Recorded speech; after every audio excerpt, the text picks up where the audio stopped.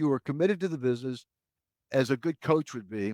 We've got to adjust our game plan based upon who we're competing against and based upon the playing field we're going to be on. And that changes every Saturday to a good college team, right? And so to a good broker, they're recognizing what is the evolution of my practice and my team to take advantage. Perfect example.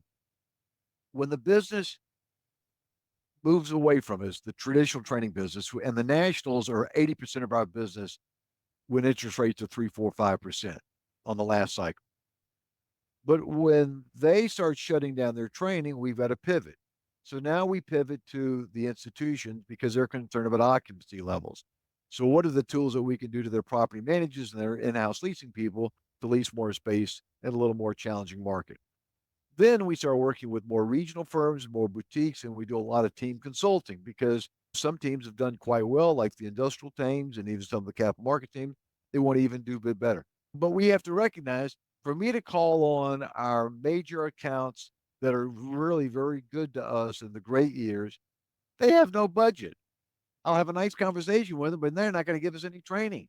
So who can we call on that does need us? So that's how we pivot in our business. Brokers need to be doing the same thing. They need to be thinking about, and this is a poor example. Can I come up with more creative ways to get a deal financed through seller financing or some kind of bridge financing? Or how can I structure the deals differently to maybe get a little bit more for the seller than they normally would if we just got a 70% loan to value? So that's philosophically how we train everyone. Recognize that playing field tomorrow is going to be different than the playing field. And what's interesting, the playing field changes abruptly.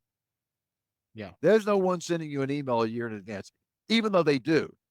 Capital markets brokers didn't recognize that interest rates were going to move against them months before it did. Now, you guys knew. The senior experienced brokers didn't know it's coming. We don't know when it's coming, but it's coming. But those that are act surprised, really. So first they're surprised, which they should have been. Then second, they should have been willing to adapt to whatever they've got to take advantage of it. Realistically, revenue might be off a little bit, but that doesn't mean you go to zero.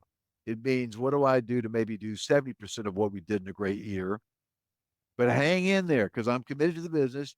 And the good news is 24 months later, it tends to come back, comes back in a different way.